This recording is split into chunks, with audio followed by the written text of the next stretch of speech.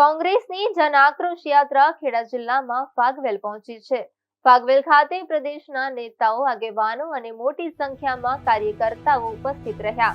જનતાના પ્રશ્નો અને અવાજને લઈને આગળ વધતી જન આક્રોશ યાત્રાનો પ્રારંભ ફાગવેલથી કરવામાં આવ્યો છે। મધ્ય ગુજરાતના દ્વિતીય ચરણની શરૂઆત ફાગવેલથી જ થઈ છે। યાત્રાની શરૂઆત ફાગવેલ ધામના ભાતીજી મંદિરે ધ્વજારોહણથી થઈ અને મહાસંમેલન યોજાયું હતું। સભા સંબોધ્યા બાદ જન આક્રોશ યાત્રા ડાકોર તરફ રવાના થઈ। ડાકોર રણછોડરાય મંદિર ધ્વજારોહણ પછી પ્રજાને સંબોધન કરવામાં આવ્યું। યાત્રા દરમિયાન પ્રદેશ પ્રમુખ અમિત ચાવડાએ ભાજપ સરકાર પર કડક શાબ્દિક પ્રહાર કર્યા। ખેડૂતોના દેવા માફી, ડબલ એન્જિનની સરકાર છતાં પ્રજા મુશ્કેલીમાં જેવા અનેક મુદ્દા પર કર્યા શાબ્દિક પ્રહાર। મારું નામ મહેન્દ્રસિંહ રાણા, ખેડા જિલ્લા કોંગ્રેસ પ્રમુખ। આજે જે કાર્યક્રમ છે, ખાસ કરીને કયા ઉદ્દેશ્યથી કાર્યક્રમ છે, કોણ કોઈ આવનાર છે? ગુજરાત પ્રદેશ અધ્યક્ષ માન્ય અમિતભાઈ ચાવડા સાહેબ જ્યારે પ્રદેશ અધ્યક્ષ નહોતા ત્યારે પણ જ્યારે લોકોના અવાજ આ સરકાર સાંભળી નહીં ત્યારે જનમંચના અવાજ થકી લોકોના પ્રશ્નને ઉજાગર કરવા માટે અનેક કાર્યક્રમો કર્યા અને ત્યારબાદ પ્રદેશ અધ્યક્ષ બન્યા બાદ અમિતભાઈ ચાવડા સાહેબે આ જનાક્રોશ યાત્રા થકી લોકોના પ્રશ્નોને વાચા મળે અને લોકોના પ્રશ્નો સરકાર સુધી જાય એ માટે જનાક્રોશ યાત્રાની શરૂઆત કરી।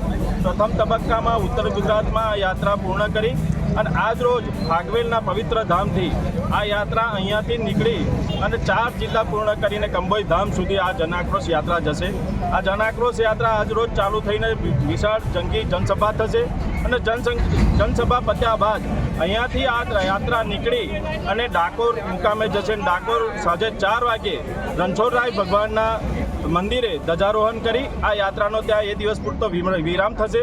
ત્યારબાદ બીજે દિવસે આ યાત્રા ડાકોરથી નીકળીને મહેમદાવાદ સુધી, ત્રીજે દિવસે મહેમદાવાદથી નીકળીને નડિયાદ સુધી અને નડિયાદ પછી ચોથે દિવસે આ યાત્રા નડિયાદથી નીકળીને કંજરી થઈ અને આણંદ જિલ્લામાં એનો પ્રવેશ થશે। ખેડા જિલ્લામાં જન આક્રોશ યાત્રાની ફલશ્રુતિ શું રહેશે? ખેડા જિલ્લામાં અનેક પ્રશ્નો છે।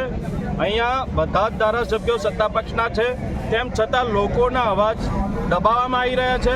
લોકો બોલી સુદ્ધા શકતા નથી અને આ લોકો જે બોલી સુદ્ધા પોતાના અવાજ રજૂ નહીં કરી શકતા એવા લોકોને આ જન આક્રોશ યાત્રાના માધ્યમથી લોકો સુધી, સરકાર સુધી અવાજ પહોંચાડવા માટે અને આ જન આક્રોશ થમવાનો નથી। આ જન આક્રોશ આવનારા સ્થાનિક સ્વરાજ્યના ચૂંટણીમાં પણ આ જન આક્રોશ એવો ને એવો રહેશે અને અમે માનીએ છીએ કે લોકોના પ્રશ્નોની રજૂઆત અમે ત્યાં ગ્રાઉન્ડ લેવલ પર જઈને એમની સાથે રહીને સરકાર સુધી આ અવાજ પહોંચાડીશું। ચોક્કસ આવનારા ઇલેક્શનોમાં ફરી પછી પુનઃ આ ખેડા જિલ્લામાં કોંગ્રેસનો ગઢ હતો અને આ ગઢ તરફ પાછું કોંગ્રેસ પ્રયાણ કરશે। કોંગ્રેસનો આક્ષેપ છે કે ગુજરાતની અંદર દૂધ કરતાં દારૂ સસ્તો મળે છે, ઝડપી મળે છે। તમે ગૂગલ મેપ ચેક કરીને જુઓ આ પરિસ્થિતિ, આ ભાજપની સુશાસનની વાતો કરનાર સરકારમાં, ભાજપની આ સરકારમાં એવી પરિસ્થિતિ આવી, ગૂગલ મેપ પર તમે સર્ચ કરો અને દારૂના અડ્ડાના ઠેકાણા મળે। હવે તમે વિચાર કરો કે પોઈન્ટ જે દારૂના અડ્ડાના પોઈન્ટ છે, લોકો એવો આક્ષેપ કરી છે, લોકો માની રહ્યા છે કે આ પોઈન્ટ પોલીસ ચલાવી રહી છે અને તેમ છતાં આ બનગાબાજ ગૃહમંત્રી અને વર્તમાન નાયબ મુખ્યમંત્રી જે રીતે આ પોલીસને દારૂના વેપારમાંથી બચાવવાનો અને જે રીતે આક્ષેપ કરી રહ્યા છે કે ભાઈ આ ખોટો મુદ્દો છે। તમે જોશો તો ગામના નાના છોકરાને પણ પૂછો ને કે દારૂનો અડ્ડો ક્યાં છે, તો આખા ગામમાં 4 દારૂના અડ્ડા ચાલી રહ્યા છે અને એ પોલીસ દ્વારા ચાલી રહ્યા છે, એવો અમારો હંતો આક્ષેપ છે। ખેડા જિલ્લાની અંદર જે દારૂના અડ્ડા ચાલી રહ્યા છે એ ક્યારે બંધ કરાવશે કોંગ્રેસ દ્વારા?